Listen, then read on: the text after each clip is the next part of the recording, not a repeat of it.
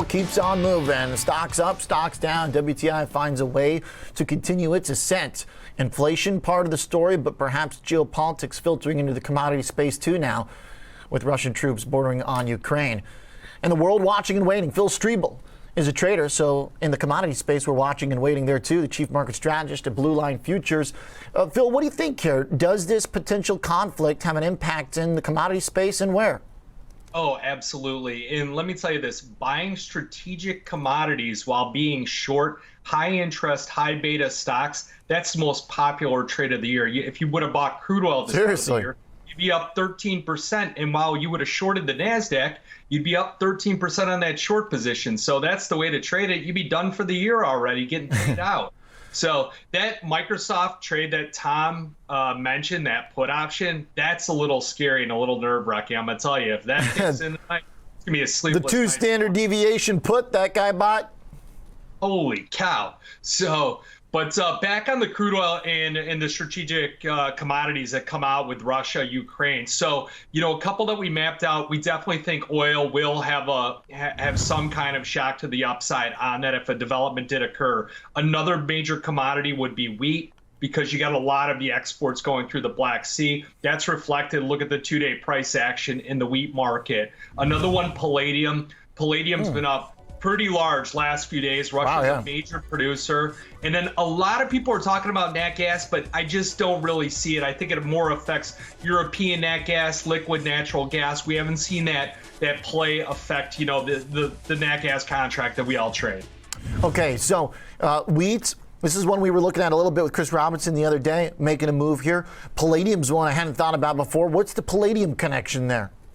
So palladium's the one that they just mine a lot of palladium. So you get that kind of shut off the palladium demand. Obviously, it's been hammered down because of the chip shortage, the catalytic converters, and things like that. You might see a bit of an initial shock up on palladium and platinum. It could have an underlying bid. I think that's why platinum's been holding pretty strong over 1,000 just recently.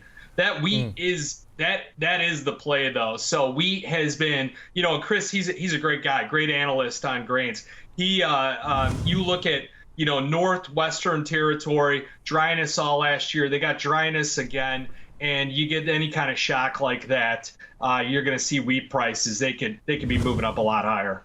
So on top of the overall demand pickup, supply shortage, we can have a specific event risk here too.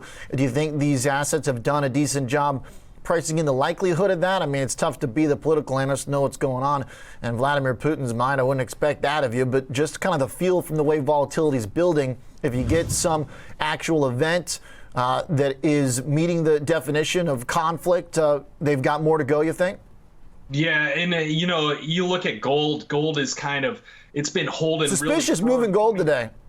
Yeah, coming into this unbelievably hawkish, peak hawkishness. I mean, this is it. Fed's raising rates all the way to the moon. So, and gold futures holding really strong, and silver getting a bid too. So your 2 safety plays are really kicking in here, and the dollar's been holding firm too. So volatility in the equities, I think, is a lot of uncertainty with regards to that potential conflict as well.